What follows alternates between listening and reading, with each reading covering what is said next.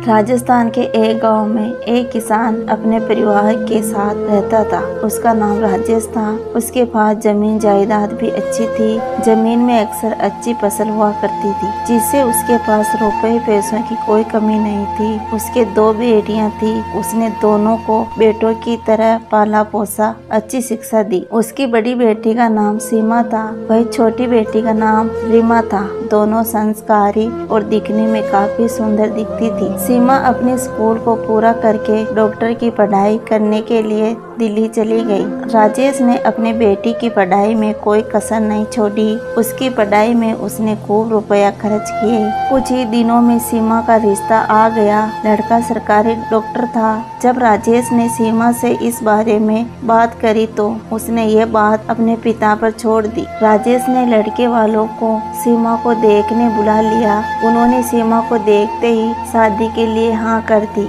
कुछ ही दिनों में शादी की तैयारियां शुरू कर दी। सभी बहुत खुश थे। सीमा भी ये सोचकर खुश थी कि अब ससुराल में रहकर वो अपने आगे की पढ़ाई को पूरा कर लेगी। लेकिन शादी के एक दिन पहले ही लड़के वालों ने दहेज की मांग शुरू कर दी। उन्होंने दहेज में 1 कार और 10 लाख कैश की मांग रखी। यह सब सुनकर राजेश के होश उड़ गए, क्योंकि वो पहले से ही सीमा की पढ़ाई में बहुत ज्यादा पैसे खर्च कर चुका था और शादी में भी उसने कोई कमी नहीं रखी थी। अब ऊपर से इतना भारी दहेज उसके बस की बात नहीं थी। उसने लड़के वालों से बात करी, पर सीमा के होने वाले ससुर ने कहा कि अगर दहेज नहीं दिया तो शादी तोड़ देंगे। राजेश को कुछ समझ नहीं आ रहा था। उसने अपनी पत्नी से बात करी और अपनी सारी जमीन और ट्रैक्टर को एक बड़े सेठ के गिरवी रख दिया और उससे पैसे लिए। दोनों बेटियों को इस बारे में बिल्कुल भी पता नहीं था।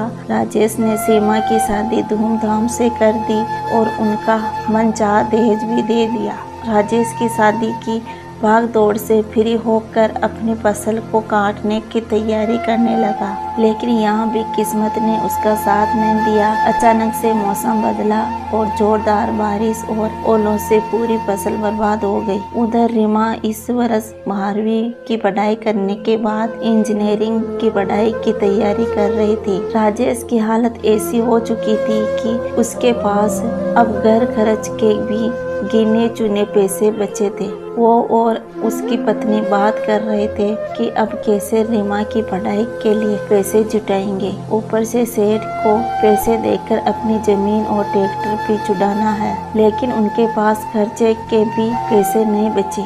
यह सब बातें रीमा ने चुपके से सुन ली। रीमा को विश्वास नहीं हो रहा था कि गाँव के सबसे अमीर किसान की ऐसी हालत हो जाएगी कि उनके पास अब घर के सिवा कुछ नहीं बचा है और जल्दी ही कुछ नहीं किया तो वो दर दर की ठोकरें खाने को मजबूर हो जाएंगे। इतने रुपए मजदूरी करके भी नहीं कमाए जा सकते हैं। वो काफी समझदार लड़की थी। उसको पता था कि इतना पैसा केवल सोशल मीडिया के द्वारा ही कमाए जा सकते हैं। वो ही एक ऐसा जरिया है जो उसके सपनों को पूरा कर सकता है। अब उसने अपने आप से वादा किया कि केवल 6 महीने के अंदर सब कुछ ठीक करना है और यही सोचकर उसने यूट्यूब और इंस्टाग्राम पर अपने अकाउंट बनाए। कहानी का पार्ट 2 अगले वीडियो में आएगा। तब तक आप वीडियो को लाइक करके चैनल को सब्सक्राइब कर लीजिए। धन्यवाद।